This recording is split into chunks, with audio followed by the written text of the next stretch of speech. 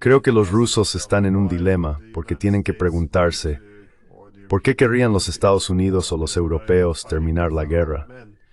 Quiero decir, ni siquiera estamos luchando con nuestros propios hombres. Así que una buena guerra para la OTAN sería una guerra de líneas de frente congeladas donde los ucranianos y los rusos simplemente se matan entre sí durante años. Mi punto es, el dilema para Rusia es cómo incentivar a Occidente para que se siente a hablar. Bueno, comienzan a tomar más y más territorio. Pero cuanto más territorio tomes, más complicado será cualquier proceso diplomático. Quiero decir, mira ahora en Occidente, finalmente estamos empezando. Los políticos y los medios están comenzando a hablar sobre la posibilidad de encontrar la paz con Rusia. ¿Qué estamos sugiriendo? Está bien, puedes quedarte con Crimea y enviaremos pacificadores europeos, personas que han estado luchando contra ti, por cierto, enviando ya armas para patrullar las fronteras, y no se permitirá que Ucrania se una durante otros 10 años o algo así. Esto es simplemente más allá de lo absurdo.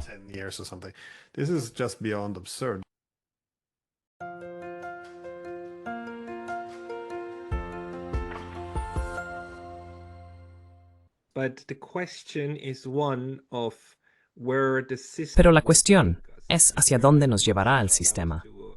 Y aquí debo mencionar a Rolf Mumbeck, quien es un gran pensador en YouTube.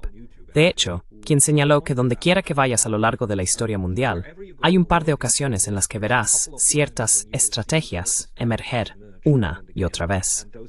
Y esas no necesariamente deben surgir porque alguien tenga la estrategia, sino simplemente como resultado de lo que está sucediendo.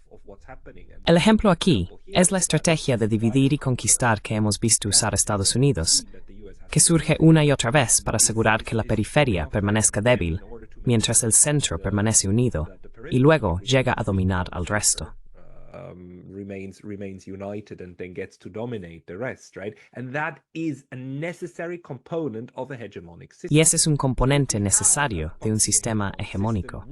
Así que si tenemos un sistema hegemónico en funcionamiento, veremos que este tipo de políticas han sido o son una especie de cómo funciona el mundo. Ahora, la pregunta es si el sistema BRICS es capaz de superar esto. Entonces, BRICS no está luchando contra otro bloque. BRICS está luchando contra este principio de dividir y conquistar para romper la potencial fuerza cooperativa que todos estos países tienen. ¿Qué tan buenas crees que son las posibilidades de que BRICS supere este principio en el que se basa la hegemonía?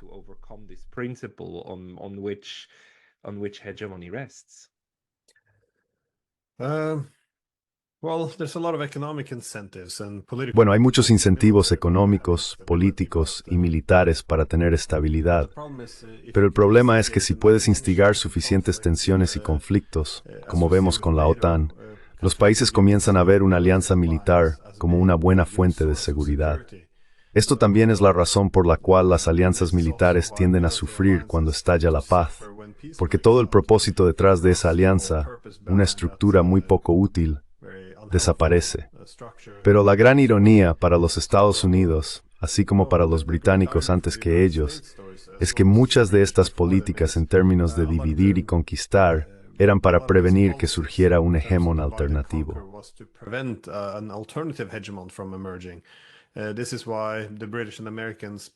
Por eso los británicos y los estadounidenses persiguieron lo que se puede referir como una posición o estrategia de equilibrio offshore. Así que por eso ves que los británicos y los estadounidenses tienden a unirse a las guerras algo tarde cuando tienes guerras mundiales, por ejemplo. Después de todo, los actores principales se han desangrado y debilitado. El objetivo principal es que el equilibrador offshore entre en la guerra tarde y simplemente imponga un acuerdo que restaure un equilibrio de poder para asegurarse de que ningún lado sea demasiado poderoso en comparación con el resto. De esta manera, no puede surgir un hegemón en Eurasia que pueda venir y amenazar a los británicos y a los estadounidenses más tarde.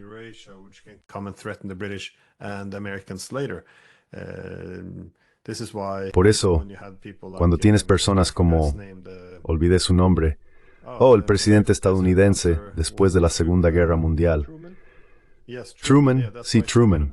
Por eso dijo, ya sabes, al comienzo de la guerra, si los nazis están ganando, deberíamos ayudar a los soviéticos. Si los soviéticos están ganando, deberíamos ayudar a los nazis. De esta manera, ya sabes, se matan entre ellos tanto como sea posible.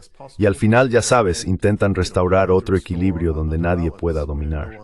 Bueno, en una Eurasia multipolar. No es como en el siglo XIX o XX. La alternativa a un hegemón británico o estadounidense no es uno ruso.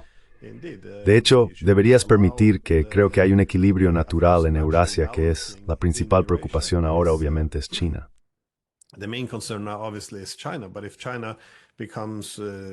Pero si China se vuelve demasiado poderosa y comienza a imponer su peso y dictar a otros países, ¿qué crees que van a hacer los indios? ¿Van a intentar volverse menos dependientes de las cadenas de suministro chinas y mirar más hacia Irán y Rusia? Sabes, esto es sentido común, pero creo que esos, en sus esfuerzos por restaurar la dominancia, está haciendo exactamente lo contrario. Sabes, los europeos están cortando relaciones con Rusia. Entonces, ahora Rusia se vuelve un poco más dependiente de China de lo que habría sido de otra manera. Estamos diciendo a los indios que reduzcan sus lazos con Irán. Ahora, Irán se volverá un poco más dependiente de China de lo que habría sido de otra manera.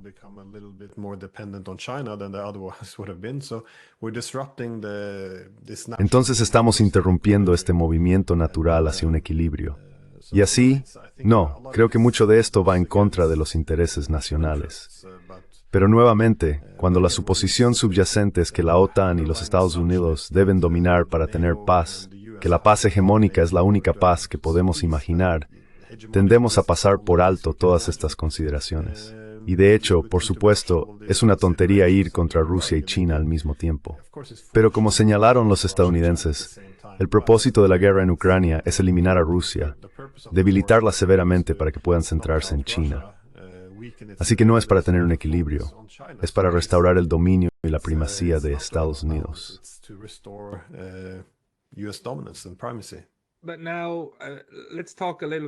Pero ahora hablemos un poco sobre la realidad en la que vivimos ahora, porque esta estrategia ha fracasado. Rusia no está debilitada. Rusia, de hecho, está fortalecida. Los lazos con China son más fuertes que nunca. Los europeos están gravemente debilitados. Casi todas las grandes economías de Europa, incluida el Reino Unido, por supuesto, están luchando mucho y están pasando por un periodo muy difícil ahora, los alemanes en primer lugar. Y también políticamente, están extremadamente débiles. Los líderes individuales son bastante débiles. Todos ellos, incluido Macron en Francia, incluido Scholz en Alemania, y el Reino Unido también, están internamente fracturados, además de los problemas económicos.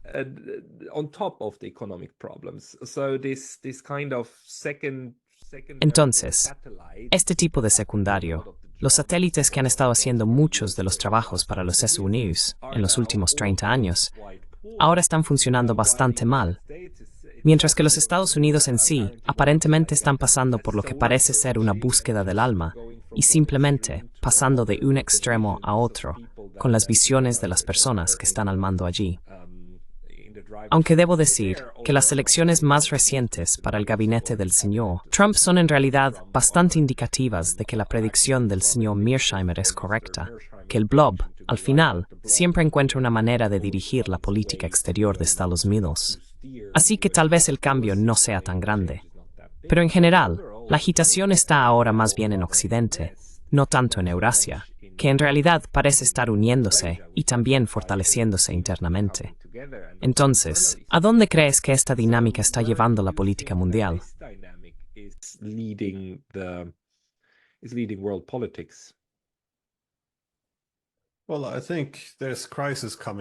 Bueno, creo que ahora se avecina una crisis, simplemente para simplificar tal vez, por la sencilla razón de que en Occidente no estamos siguiendo políticas racionales. Ahora, la racionalidad en el sentido realista es actuar de acuerdo con los incentivos sistémicos creados por la distribución internacional del poder. Entonces, por ejemplo, justo después de la Guerra Fría, se puede ver por qué algunas de las políticas que seguimos eran racionales. Es decir, había una gran concentración de poder dentro de los Estados Unidos. Entonces, ¿cuál es el interés? Estados Unidos expresó el interés de establecer un orden mundial basado en la dominación.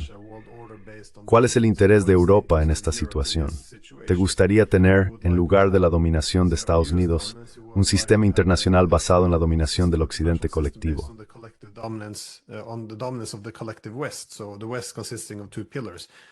Entonces, Occidente consta de dos pilares, Estados Unidos y la URSS, teniendo cierta igualdad entre ellos.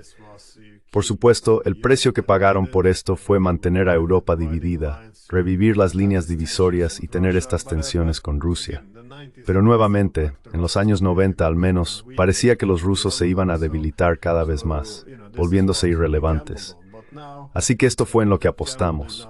Pero ahora esa apuesta no resultó como pensábamos. Ahora realmente vemos una distribución multipolar del poder.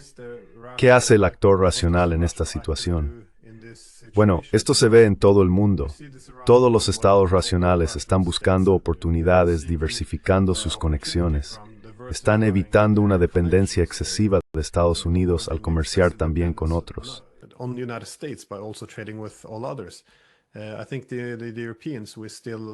Creo que los europeos todavía están atrapados en la mentalidad de que, no, la única manera de apaciguar es comprometiéndonos solo con los Estados Unidos.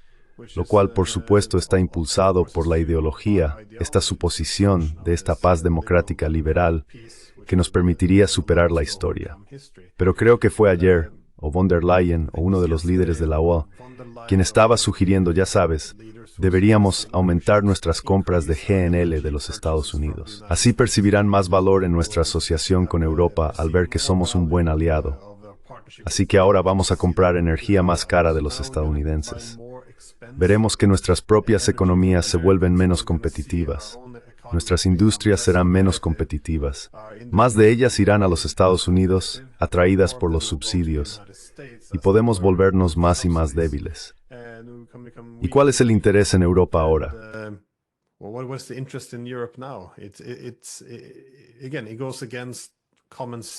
De nuevo va en contra del sentido común. Pero estamos haciendo lo mismo en este país. Bueno, no solo en este país, sino en Escandinavia en general. Vemos que América tiene menos recursos y va a ir a Asia. Entonces, ¿qué hacemos? Empezamos a diversificarnos, ajustarnos a la... De nuevo, eso es lo que haría el Estado racional. Te ajustas a la nueva distribución internacional del poder, conectándote con otras grandes potencias. No apuestas todo por Estados Unidos, que se está debilitando y yendo al otro lado del planeta. No. Estamos abriendo bases militares para los estadounidenses en todo el país y en toda Escandinavia, con la esperanza de que, ya sabes, entiendan que somos buenos aliados. Somos leales, somos obedientes, sabes, se quedarán aquí y cuidarán de nosotros. Y es una completa subordinación. Y no logramos perseguir nuestro interés nacional.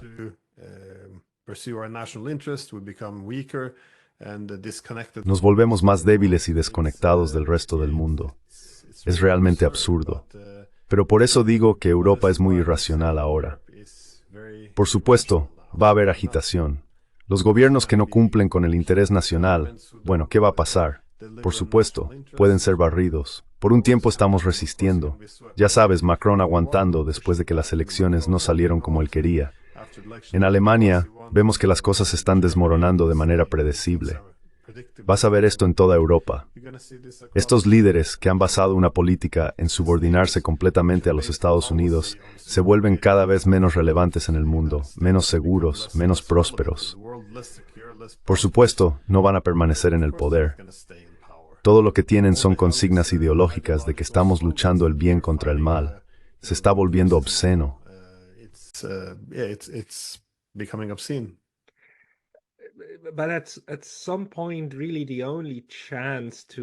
Pero, en algún momento, realmente la única oportunidad para escapar de esta dinámica, que en gran parte es una dinámica impulsada por las élites, es porque muchas de estas élites no solo dependen de la relación con Estados Unidos, sino que la mejor oportunidad que ven para ascender aún más es a través de estas instituciones internacionales, supranacionales, incluyendo la URSS y la OTAN. por supuesto. Ambas instituciones son una forma para que políticos de países pequeños y terciarios como Estonia o Bulgaria realmente asciendan a los cargos más altos. Correcto. El último secretario general de la OTAN fue un noruego. Incluso como primer ministro de Noruega, no podría haber obtenido tanta atención en el escenario mundial como lo hizo dentro de la OTAN. Por otro lado, el único remedio para eso, para mí, parece realmente un cambio de corazón en la población general.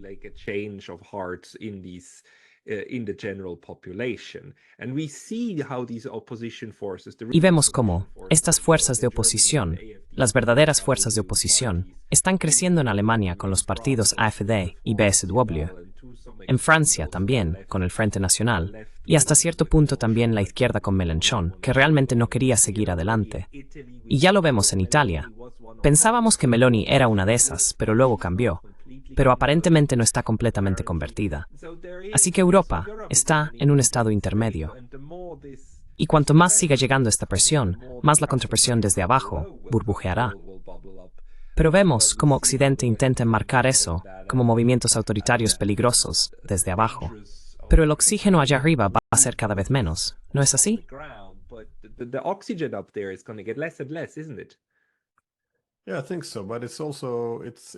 Sí, creo que sí. Pero también es culpa suya. Dejaron un vacío. No cumplieron con los intereses nacionales básicos, así que eso deja un vacío. Luego se llena con nuevas alternativas políticas que no necesariamente han sido probadas aún. Entonces, ya sabes, si tienes a la AfD en Alemania, no estoy seguro de cómo van a gobernar. Pero por supuesto, al menos están hablando con sentido común. Negociemos con la mayor potencia nuclear del mundo en lugar de intentar derrotarla. Pero tiene algunas comparaciones con los medios, porque si miras los medios en Alemania, en toda Europa, nadie podría entender por qué algún estadounidense votaría por Trump, porque no puedes abrir un solo periódico europeo que explique la posición de Trump. Todo tiene que ser condena. Incluso si los periodistas entendieran su posición y por qué la gente votaría por él, no podrían expresarlo con palabras.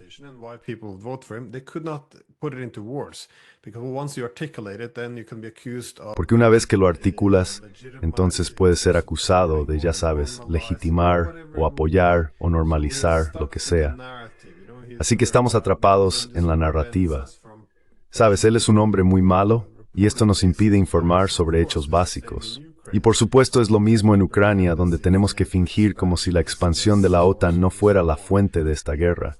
Tenemos que fingir con Nord Stream, el acuerdo de Minsk, el acuerdo de Estambul. Sabes, Ucrania está ganando toda esta tontería, que es simplemente falsa. Y así, una vez que no informas sobre las noticias o la realidad, al igual que los políticos no están cumpliendo con los intereses nacionales, surgirá un vacío. Y es entonces cuando entra este medio alternativo, porque están diciendo hechos básicos que los medios no pueden decir.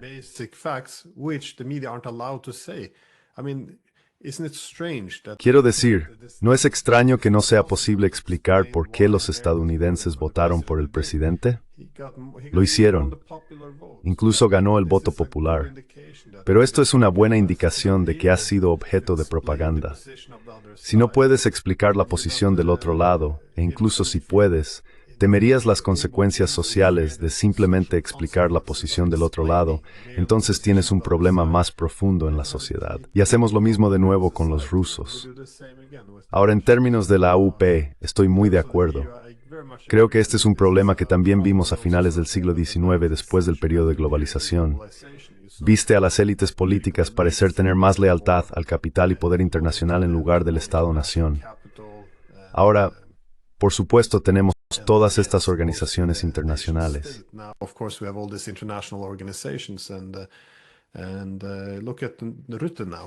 Y mira a Rutte ahora, el primer ministro holandés. Al final de su papel como primer ministro, se aseguró de ser especialmente beligerante con Rusia, de bombardear Yemen, de disculparse por todo lo que hizo Israel. ¿Por qué? Bueno, el periódico holandés es muy claro al respecto. Quería conseguir, esta fue la entrevista de trabajo, efectivamente, para obtener el puesto en la OTAN.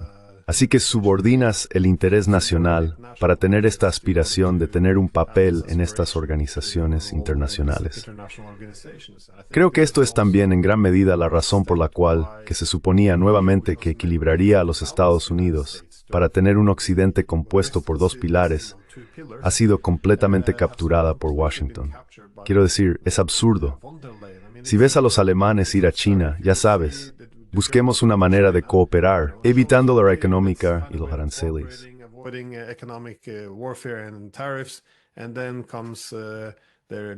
Y luego vienen sus homólogos alemanes de la UE, como los von der Leyen y el resto. Ellos dicen, no, vamos a sancionarte, vamos a tener aranceles, vamos a, ya sabes, reducir riesgos, desacoplar, vamos a, ya sabes, todas estas palabras. Así que es una locura. Y sí, nada es racional. Solo, sí, el último punto supongo sobre la guerra también. ¿Cómo tiene sentido todo esto? Si estás en Europa, tienes una gran guerra en tu continente. El continente se está consumiendo por la guerra. Tu economía se está yendo por el desagüe. Obviamente, las líneas divisorias militarizadas en Europa van a hacer que los europeos sean mucho más dependientes de los Estados Unidos. Los rusos dependan de China. Esto no está en el interés del continente.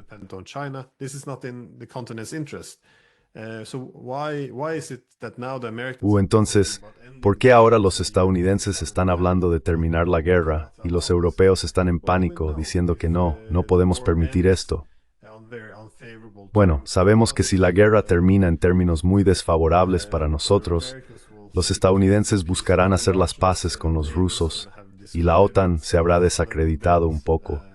Estados Unidos probablemente se enfocaría en Asia en su lugar, así que realmente no está en nuestro interés. No podemos aceptar un resultado desfavorable. Así que ahora tenemos esta posición en la que estamos impulsando la guerra, lo que está aplastando nuestras economías y quizás llevándonos al borde de una guerra nuclear. Y si hablas en contra de la guerra, eres demonizado. Nada es racional ya. Este es mi punto principal.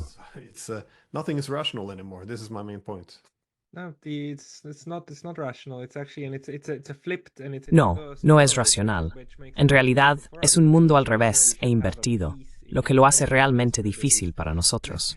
Si dices, por ejemplo, que deberíamos tener una paz en Ucrania que sea factible, algo que simplemente haga que las armas se silencien, entonces te acusan de estar recompensando al agresor y de querer ser bueno con las partes en conflicto.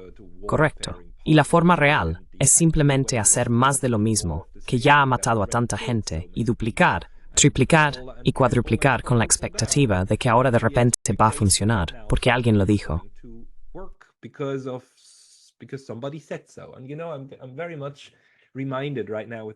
Y me recuerda mucho ahora la discusión europea, como, sigamos apoyando a Ucrania, evitemos el colapso, porque podemos. No es difícil. Estos son los Durchhalteparolen en Alemania durante la Segunda Guerra Mundial. El tipo de, sigamos luchando, prevaleceremos. ¿Sabes? La ilusión de Hitler de que todo lo que necesitas hacer es ganar una o dos batallas estratégicas, y luego puedes hacer retroceder a los soviéticos y hacer retroceder a los estadounidenses. Y nunca te rindes, y nunca dejas de hacer propaganda, ¿verdad? Y también la autopropaganda.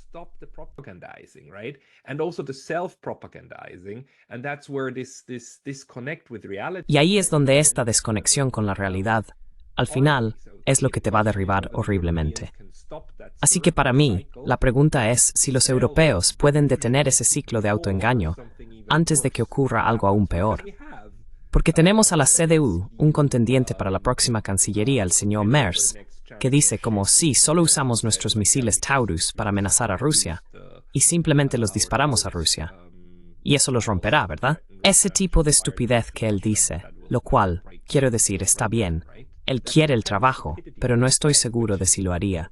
Pero ese es el tipo de retórica que está bien en Alemania ahora.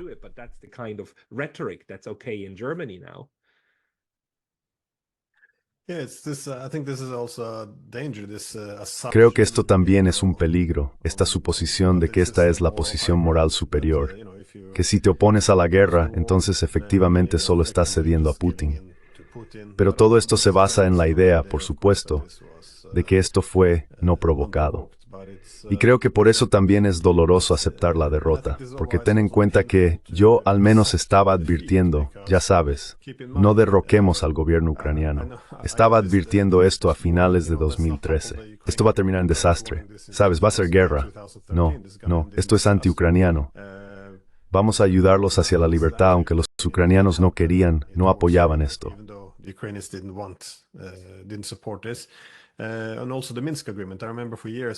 Y también el acuerdo de Minsk. Recuerdo que durante años decía que deberíamos implementar el acuerdo de Minsk. No. Bueno, es injusto. Las realidades han cambiado ahora. Ucrania no le corresponde a Rusia dictar. Todas estas ideas, ¿por qué deberíamos ignorarlo? Pero de nuevo, nada de esto es, y todo esto vino con esta suposición de virtud moral, pero si la consecuencia es que Ucrania será destruida, ¿por qué es moral? Y creo que eso es lo que nos lleva a la guerra ahora, porque a principios de 2022, cuando no solo Estados Unidos y Gran Bretaña sabotearon el acuerdo de paz, sino ¿qué dijo Occidente en toda Europa?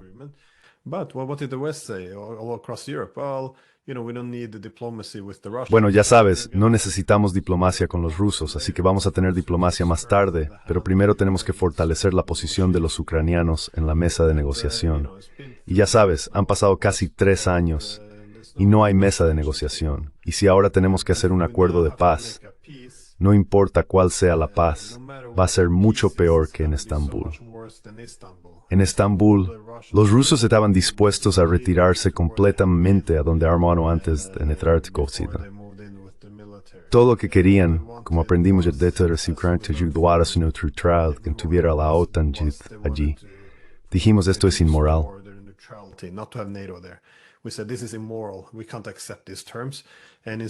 No podemos aceptar estos términos. Y en su lugar, optamos por enfrentarnos a Rusia. Ahora tenemos cientos de miles de jóvenes muertos. Tienes una gran cantidad de territorio perdido. Los rusos anexaron 4 oblasts en Ucrania. No van a regresar. Tienes una nación exhausta, destruida. Lo que ha sucedido allí es simplemente más allá de terrible. Y ahora van a tener que mirar, volver a los votantes en Europa y decir, oh sí, bueno, al menos dimos una buena pelea. Así que esto es algo que también veo ahora. Los ucranianos deberían estar orgullosos de sí mismos. Lucharon bien, pero ahora quizás tengamos que hacer la paz.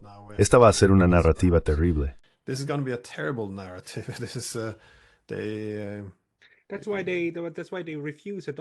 Por eso se niegan a adoptarlo, ¿verdad? De nuevo, no es solo una derrota para Ucrania y Estados Unidos. Es una derrota para Europa. Es una derrota de la narrativa. Y eso es lo único que no pueden hacer. Quiero decir, solo aceptas la derrota de la narrativa cuando estás completamente vencido, ¿verdad? Cuando te ves como Alemania en 1945 con un búnker del Führer bombardeado, o como si tuvieras una Hiroshima y una Nagasaki en tu territorio. Ese es el momento en que puedes convencer a tus propagandistas y militaristas de que tienen que rendirse. Quiero decir, en Japón fue difícil. Fue realmente difícil. Incluso para el emperador, convencer a los militares de que dejaran de luchar.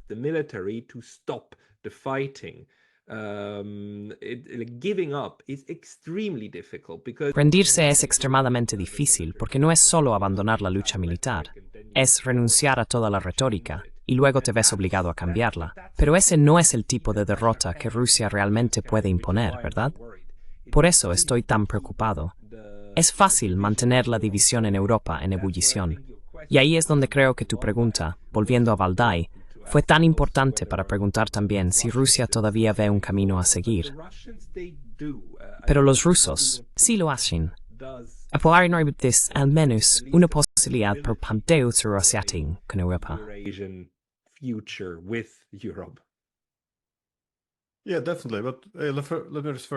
Sí, definitivamente.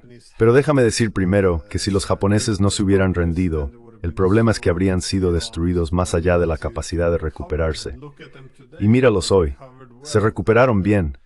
Estaban, por supuesto, mejor hace 20 años, pero qué recuperación tan asombrosa. Y lo mismo con los alemanes, por cierto, lo hicieron bastante bien. Ahora, pero Ucrania, dudo que pueda recuperarse. Ha perdido a tantos hombres, tanta gente ha dejado el país. Tan pronto como termine la guerra, muchos de estos grupos van a enfrentarse entre sí. La clase militar tasnomi el públic no está consciente de esto.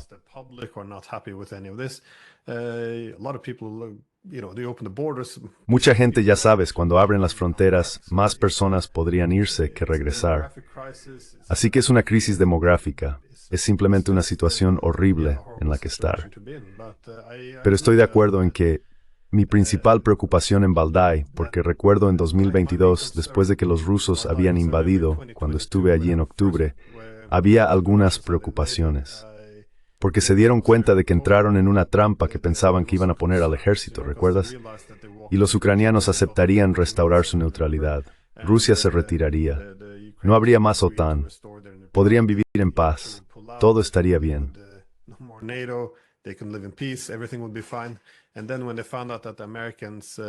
Y luego, cuando descubrieron que los estadounidenses, como también se ha descubierto, en lugar de eso sabotearían la paz e irían por una guerra larga con el objetivo de derrotar a Rusia y lograr un cambio de régimen en Moscú, se dieron cuenta de que era una guerra muy diferente.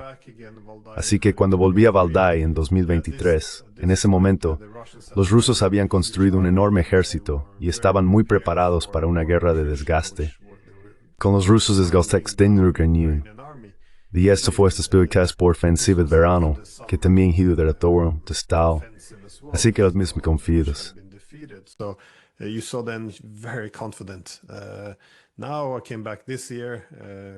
Ahora, volví este año, la semana pasada, y supongo que mi preocupación era que podría haber casi demasiada confianza, porque todos se dieron cuenta de que la guerra ha terminado. Los únicos que fingen que Ucrania aún puede ganar son los periodistas que están trabajando muy duro para mantener la guerra en marcha. Pero la guerra ha terminado. Para mí, un tema que también se planteó en Valdai fue que si ganaste la guerra, deberías ver cómo ganar la paz. Porque si hay un exceso, Ucrania deja de ser un país funcional, las relaciones con los europeos se vuelven extremadamente tensas y no tenemos ningún acuerdo político. Entonces no va a ser bueno para Ucrania, no va a ser bueno para Rusia, no va a ser bueno para el continente.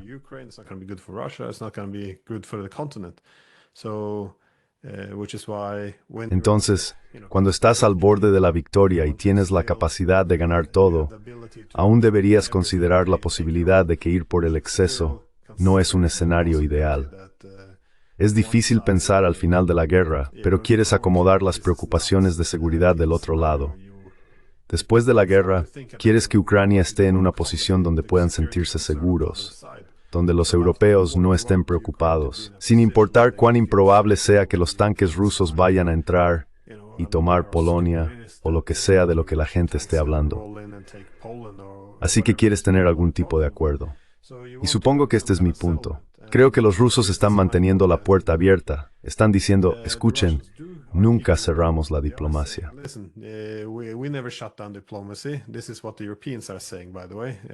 Esto es lo que dicen los europeos, por cierto. Fueron los europeos y los estadounidenses quienes cerraron la diplomacia. No querían sentarse con los rusos. Los rusos nunca dijeron que estaban en contra de la diplomacia. Así que dicen que nuestra puerta sigue abierta. Pero mi preocupación es que si no cruzamos esa puerta, si no acordamos sentarnos ahora y encontrar una solución diplomática, los rusos van a considerar una amenaza a la expansión de la OTAN después de la guerra. Los rusos simplemente se asegurarán de estar completamente seguros a través de una victoria militar completa. En mi opinión, eso sería un exceso si toman, ya sabes, todo desde Kharkov hasta Odessa y convierten el resto de Ucrania en este estado disfuncional. Va a ser una situación horrible en Ucrania.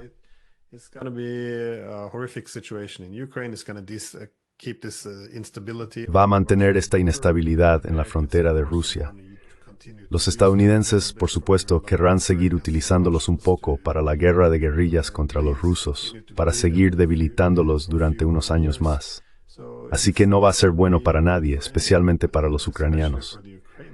Por lo tanto, es del interés de Rusia negociar. Siempre hago el punto. ¿Puedes confiar en los rusos?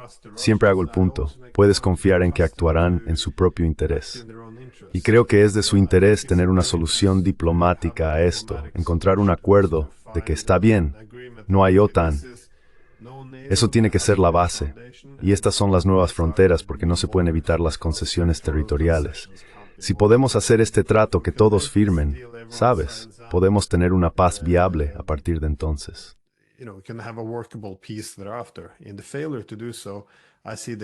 En el fracaso de hacerlo, veo la destrucción completa de Ucrania, muchas más muertes, especialmente hacia el final de la guerra, que es cuando las muertes suelen aumentar.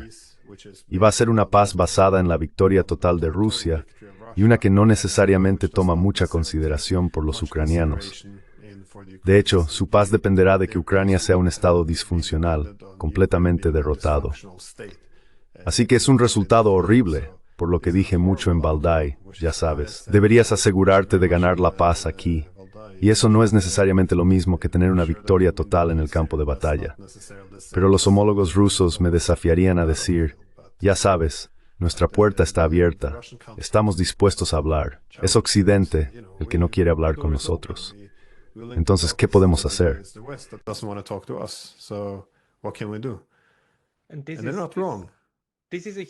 Y no están equivocados.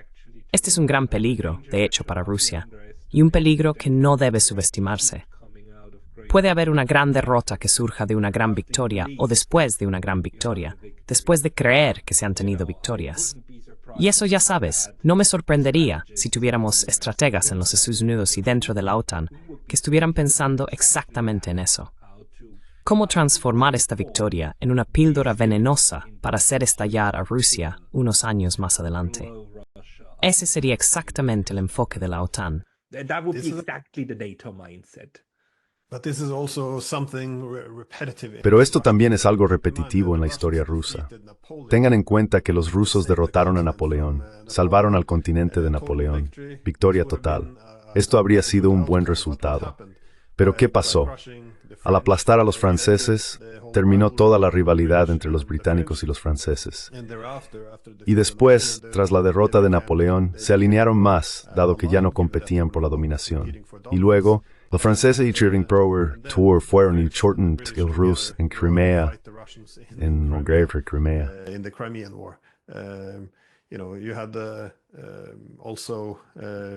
Tuviste también la victoria en la Segunda Guerra Mundial, nuevamente, una derrota aplastante para los alemanes. Y sabes, antes de esto, había cierta rivalidad por el dominio de los mares entre los británicos y luego los estadounidenses. Esto agotó un poco a los británicos. Ahora se están subordinando más a los estadounidenses y están cooperando contra los soviéticos. De hecho, también Alemania y toda Europa occidental, cuando la Unión Soviética estaba tan desequilibrada en términos de ya no había equilibrio de poder en Europa, eran tan grandes después de ganar en la Segunda Guerra Mundial. Esto incentivó a los estadounidenses a construir un bloque militar en el continente europeo, hacer que todos los europeos se aliaran contra los soviéticos. Quiero decir, esto es... Sí, no quieres ir por el exceso casi. Esto es...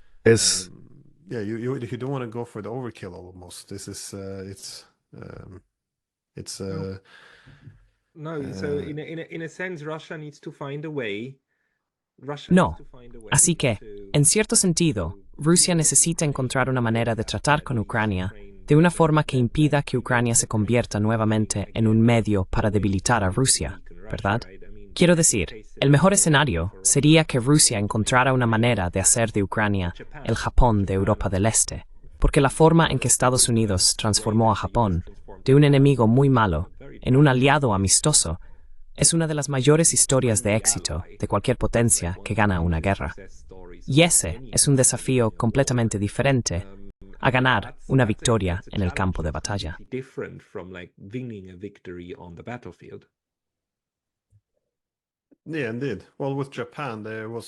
Sí, de hecho. Bueno, con Japón y Alemania, en ese caso, tan pronto como tienes otro enemigo, esta es una buena manera de mantener la dependencia, porque esta alianza, por supuesto, se basa mucho en una gran dependencia de los Estados Unidos. Pero no estoy seguro de que... Creo que los rusos están en un dilema porque tienen que preguntarse, ¿Por qué querrían los Estados Unidos o los europeos terminar la guerra? Quiero decir, ni siquiera Brace luchando con nuestros propios hombres.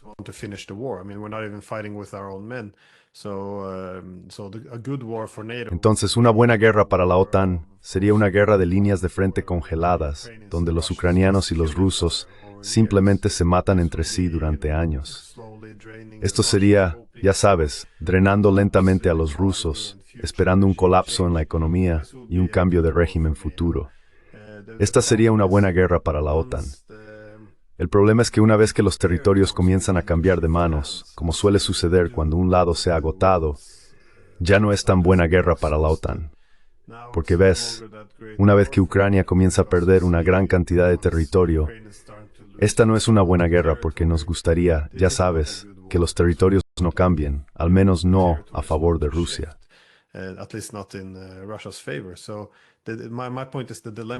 Entonces, mi punto es, el dilema para Rusia es cómo incentivizar a Occidente para que se siente a hablar.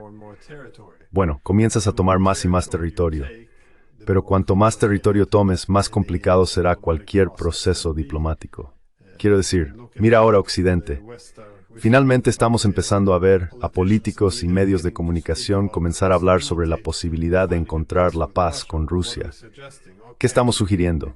Está bien, puede darte son Crimea y enviaremos pacificadores europeos luchando contra ti, por cierto, enviando armas para patrullar las fronteras.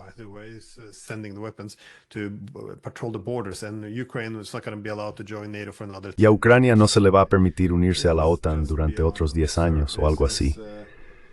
Esto es simplemente más allá de lo absurdo. No se puede volver a esto. Así que no hemos hecho las paces con la idea de que estos territorios se han perdido. No hay manera de que Rusia devuelva estos territorios. Podemos llamarlo inmoral todo lo que queramos, pero esta es simplemente la realidad. No van a regresar. Así que creo que este es el dilema. Si quieres que Occidente hable, tienes que tomar más territorio, pero cuanto más territorio tomes, más poco atractiva será cualquier solución pacífica, más difícil de aceptar.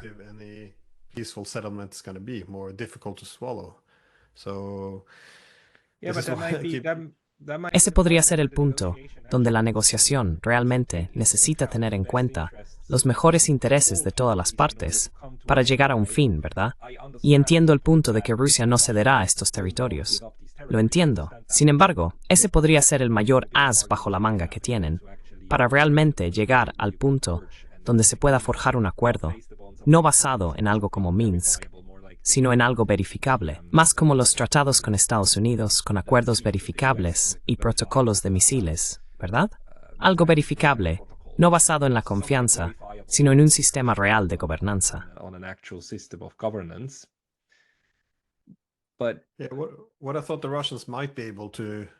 Lo que pensé que los rusos podrían estar dispuestos a negociar no es devolver los territorios, sino quizás cambiar algunas de las fronteras administrativas. Tenga en cuenta que de los 4 territorios que están anexados, no están controlando todos ellos. En Jersón y Zaporilla, gran parte del territorio está en el lado occidental del río Dnieper, que no está bajo control ruso en este momento, o lo estará en las próximas semanas. Así que existe la posibilidad de que, por supuesto, ahora pongan términos muy absolutos, pero en cualquier negociación, es posible que acepten cambiar algunas de las fronteras administrativas para que los ucranianos se sientan más seguros al tener el río Dnieper como línea defensiva, porque los ucranianos necesitan algo. Y este es el problema principal, que Rusia no puede vivir con la OTAN en Ucrania.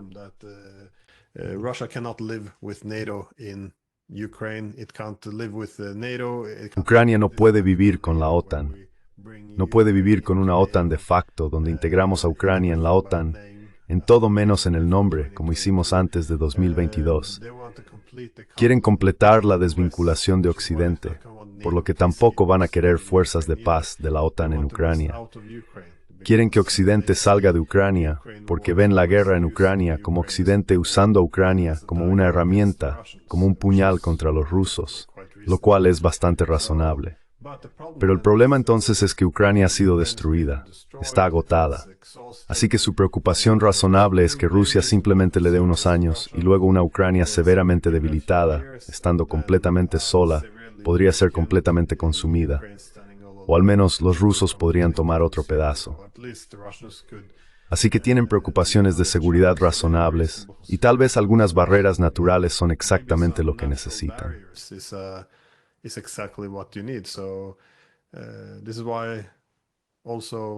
Por eso, el exceso en términos de victoria, si Rusia cruza el río Dnieper para ir a Odessa, podría ser muy difícil que Ucrania tenga algún sentido de seguridad en el futuro.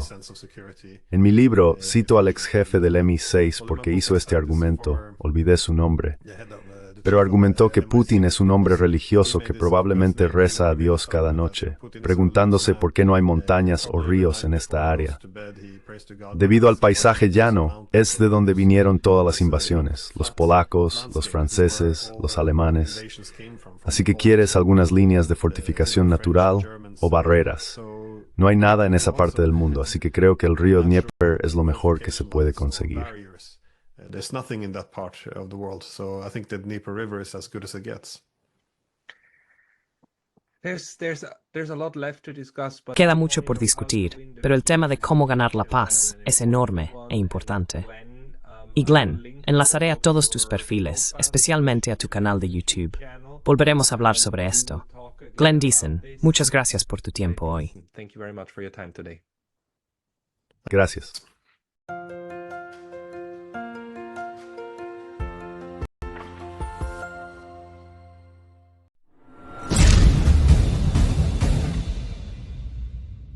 Si valoras nuestras traducciones, por favor considera apoyarnos en Patreon. El enlace está en la descripción. Muchas gracias.